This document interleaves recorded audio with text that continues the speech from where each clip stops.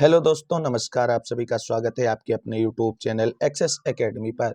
दोस्तों, TGT PGT भारतीय इतिहास रिमाइंडर सीरीज के अंतर्गत इस वीडियो में प्रस्तुत है आधुनिक भारतीय इतिहास के महत्वपूर्ण प्रश्नों का वन लाइनर रिवीजन नोट्स, जो आप सभी की आगामी परीक्षाओं जैसे टीजीटी, पीजीटी, एलटी ग्रेड शिक्षक भर्ती, गवर्नमेंट इंटर कॉलेज प्रवक्ता भर्ती, गवर्नमेंट डिग्री कॉलेज भर्ती, assistant professor, KBS, NBS, net JRF और बिहार शिक्षक भर्ती परीक्षाओं की दृष्टि से बहुत ही महत्वपूर्ण है। आज की इस वीडियो में हम आधुनिक भारत के अंतर्गत मराठा राज्य संघ, पंजाब, अवध एवं मैसूर से संबंधित महत्वपूर्ण वन लाइनर प्रश्नों को कवर करेंगे। तो आइए शुरू करते हैं आज का वीडियो में आगे बढ़ने से पहले छोटी सी रिक्वेस्ट है कि प्लीज वीडियो को लाइक करें, दोस्तों में शेयर करें और चैनल को सब्सक्राइब करके बेल आइकन दबा लें फ्री स्टडी के लिए। साथियों, वीडियो में बीच बीच में आप सभी लोगों के लिए प्रश्न पूछे जाते हैं। आप सभी लोग उन प्रश्नों का आंसर कमेंट करके जरूर बताएं। तो आइए देखते हैं आज के वीडियो का पहला प्रश्न। तो सबसे पहले देखते हैं मराठा राज्य या संघ से संबंधित महत्वपूर्ण वन लाइनर प्रश्न। पहला प्रश्न है, मराठा शक्ति के संस्थापक शिवाजी का जन्म कहाँ हुआ था? तो भारत में मराठा शक्ति के संस्थापक शिवाजी का जन्म शिवनेर के दुर्ग में हुआ था। अगला प्रश्न है, शिवाजी का राज्याभिषेक कब हुआ था? तो शिवाजी का राज्याभिषेक 1674 ईस्वी में हुआ था। अगला प्रश्न है, शिवाजी के पूना के आसपास के दुर्गों को जीता था? तो शिवाजी ने पूना के आसपास के दुर्गों को 1645 से 47 के मध्य में जीत लिया था। अगला प्रश्न है, मराठा प्रशासन में अमात्य या मजूमदार का प्रमुख कार्य क्या था? तो मराठा प्रशासन में अमात्य या मजूमदार का प्रमुख कार्य जो है राजस्व से संबंधित मामलों की देखरेख करना था। अगला प्रश्न है, मराठा प्रशासन में गांव का लेखपाल क्या कहलाता था? तो मराठा प्रशासन में गांव के लेखपाल को कुलकर्णी के नाम से जाना जाता था। अगला प्रश्न देखते हैं। अगला प्रश्न है, शिवाजी की मां जीजाबाई कौन थी? तो शिवाजी की मां जीजाबाई देवगिर के यादवों के वंशज लखुजी जाधव राव की पुत्री थी। अगला प्रश्न है, शिवाजी की मृत्यु तथा राज्याभिषेक कहाँ हुआ था? तो शिवाजी की मृत्यु तथा राज्याभिषेक दोनों जो है महत्वपूर्ण कार्य रायगढ़ में हुए थे। अगला प्रश्न है, पुरंदर, रायगढ़, सलहार तथा शिवनेर युद्ध में से शिवाजी ने मुगलों को किस युद्ध में हराया था? तो शिवाजी ने मुगलों को सलहार के युद्ध में हराया था। अगला प्रश्न है, शिवाजी, शाहजी भोसले, मलिक अंबर तथा मालोजी भोसले में से वह कौन है जिसे दक्कन क्षेत्र में गुरिल्ला युद्ध नीति का प्रणेता कहा जाता है? तो दक्कन क्षेत्र में गुरिल्ला युद्ध नीति का प्रणेता मलिक अंबर को कहा जाता है। अगला प्रश्न है, पुरंदर की संधि जो 1665 ईस्वी में हुई थी किसके किसके मध्य हुई थी? तो पुरंदर की संधि जो 1665 ईस्वी में हुई थी वो शिवाजी और जयसिंह के मध्य हुई थी। अगला प्रश्न है, शिवाजी ने शाइस्ता खां को कब पराजित किया था? तो शिवाजी ने शाइस्ता खां को 1663 ईस्वी में पराजित किया था। अगला प्रश्न है, शिवाजी के मंत्रिमंडल यानी अष्टप्रधान की विशेषता क्या थी? तो शिवाजी के मंत्रिमंडल जो अष्टप्रधान उसकी प्रमुख विशेषता ये थी कि इसके 7 मंत्री ब्राह्मण होते थे। अगला प्रश्न है, शिवाजी के समय स्वतंत्र मराठा राज्य का विरोध करते थे? तो शिवाजी के समय स्वतंत्र मराठा राज्य का विरोध जो करते थे वो देशमुख थे। अगला प्रश्न है, शिवाजी के आध्यात्मिक गुरु का नाम क्या था? तो शिवाजी के आध्यात्मिक गुरु का नाम समर्थ रामदास था। अगला प्रश्न है, बखर क्या है?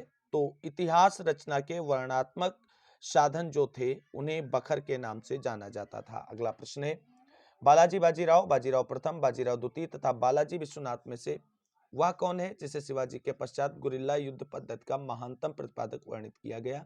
तो वह है बाजीराव प्रथम को। अगला प्रश्न है, पानीपत के तृतीय युद्ध के समय पेशवा कौन था? तो पानीपत के तृतीय युद्ध के समय पेशवा था बालाजी बाजीराव।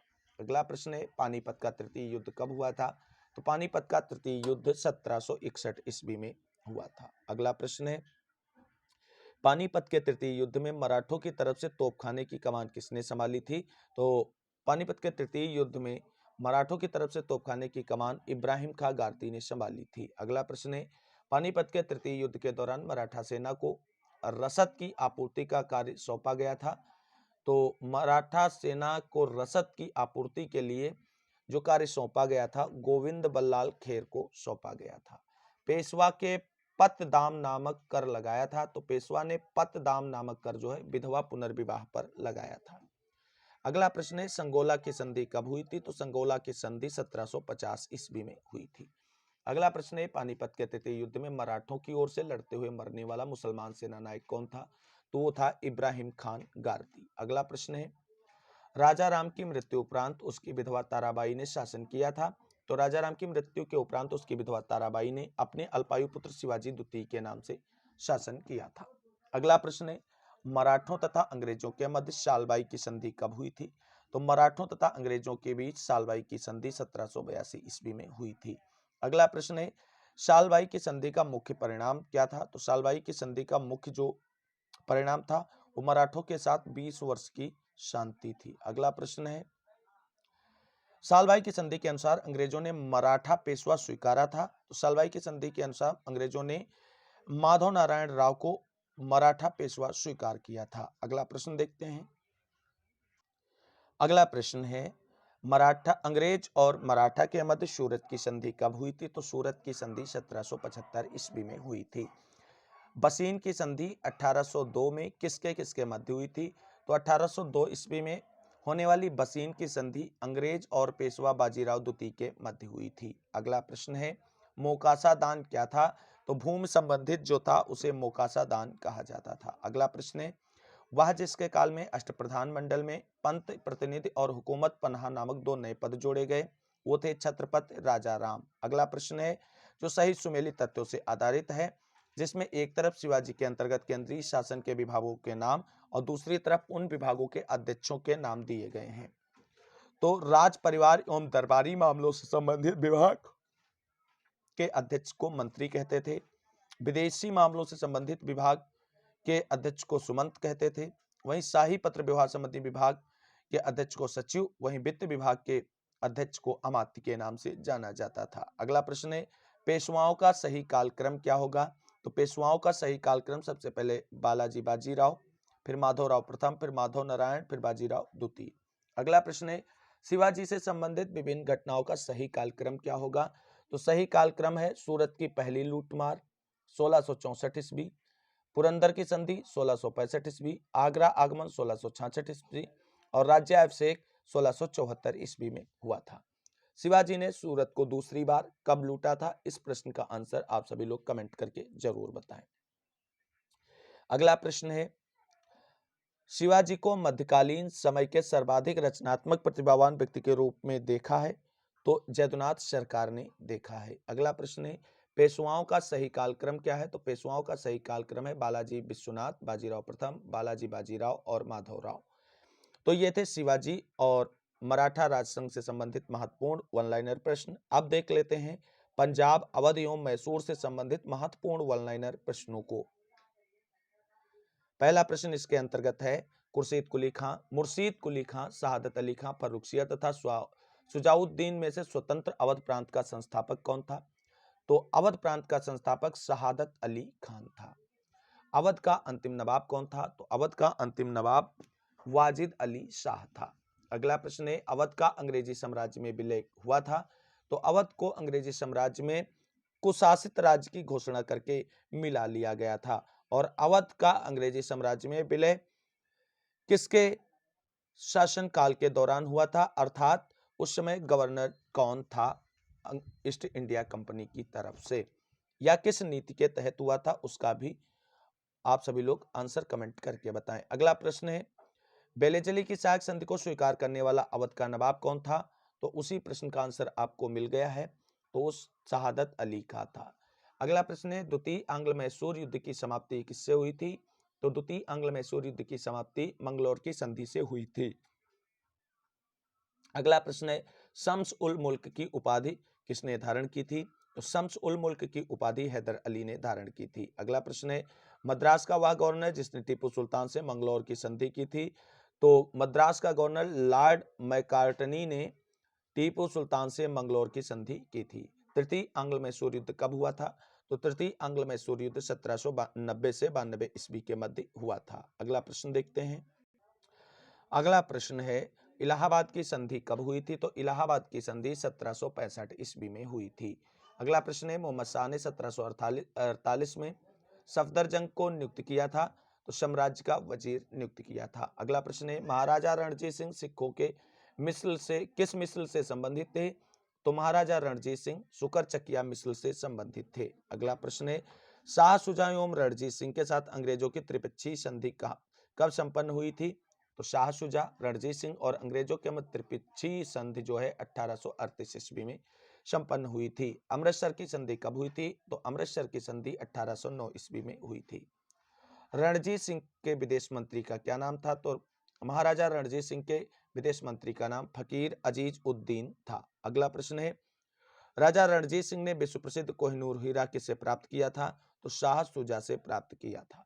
अगला प्रश्न है, अमृतसर की संधि हुई थी? तो अमृतसर की संधि चार्ल्स मेटकाफ जो अंग्रेजों की तरफ से थे और रणजीत सिंह के मध्य हुई थी। अगला प्रश्न है, वह दो ब्राह्मण भाई जिन्होंने रणजीत सिंह के शासनकाल में सिख धर्म को अपनाया था, तो वो थे अंतर सिंह तथा लेहना सिंह।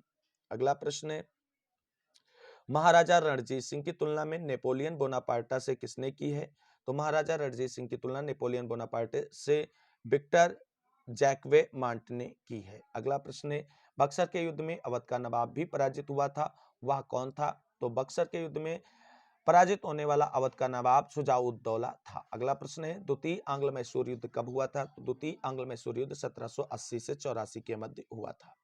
मंगलौर की संधि कब हुई थी? तो मंगलौर की संधि 1784 ईस्वी में हुई थी और द्वितीय आंग्ल मैसूर युद्ध इसी संधि के परिणाम स्वरूप रुका था। अगला प्रश्न है, तृतीय आंग्ल मैसूर युद्ध का अंत कब हुआ था? तो तृतीय आंग्ल मैसूर युद्ध का अंत श्रीरंगपट्टनम की संधि के द्वारा हुआ था। अगला प्रश्न है, श्रीरंगपट्टनम की संधि कब हुई थी? तो श्रीरंगपट्टनम की संधि जो है 1792 ईस्वी में हुई थी। अगला प्रश्न है, हमने अपने मित्रों को अधिक शक्तिशाली बनाए बिना ही अपने शत्रु को कमजोर कर दिया, यह कथन किसका है? तो यह कथन लॉर्ड कॉर्नवालिस का है। और यह कथन किस समय लॉर्ड कॉर्नवालिस ने कहा था, वो आंसर आप सभी लोग कमेंट करके बताएं। अगला प्रश्न है, चतुर्थ आंग्ल मैसूर युद्ध का तत्कालिक कारण क्या था? तो वो था टीपू द्वारा अंग्रेजों की अधीनता स्वीकार ना करना। अगला प्रश्न है, चतुर्थ आंग्ल मैसूर युद्ध कब हुआ था? तो चतुर्थ आंग्ल मैसूर युद्ध 1799 ईस्वी में हुआ था। अगला प्रश्न है, अब पूरब का साम्राज्य हमारे कदमों में है, लॉर्ड वेलेस्ली का यह कथन किस युद्ध से संबंधित है? तो यह युद्ध चतुर्थ आंग्ल मैसूर युद्ध से संबंधित था। अगला प्रश्न है, टीपू सुल्तान के विरुद्ध निजाम एवं मराठों के साथ त्रिपक्षीय संधि किसने संपन्न की थी? तो लॉर्ड कॉर्नवालिस ने संपन्न की थी। दोस्तों, ये था आज का वीडियो जिसमें हमने आप सभी के साथ अवध, मैसूर, पंजाब और मराठा राज्य संघ से संबंधित महत्वपूर्ण वन लाइनर प्रश्नों को डिस्कस किया है, जो आप सभी की आगामी परीक्षाओं जैसे टीजीटी, पीजीटी, एलटी ग्रेड भर्ती, बिहार शिक्षक भर्ती के अंतर्गत टीजीटी, पीजीटी परीक्षाओं के लिए बहुत ही उपयोगी है। साथियों, आप सभी को वीडियो कैसा लगा है कमेंट करके बताएं। वीडियो अच्छा लगा हो तो लाइक करें, दोस्तों में शेयर करें और चैनल को सब्सक्राइब करें आगे की तैयारी फ्री ऑफ कॉस्ट जारी रखने के लिए। साथियों, आज की वीडियो में बस इतना ही। कल की वीडियो में आप सभी के बीच महत्वपूर्ण टॉपिक 1857 की क्रांति एवं अन्य विद्रोहों से संबंधित वन लाइनर प्रश्नों के रिवीजन नोट्स का वीडियो लेकर के उपस्थित होंगे। तब तक के लिए सभी साथियों को जय हिंद, जय भारत, वंदे मातरम। आप सभी साथियों का दिन शुभ हो।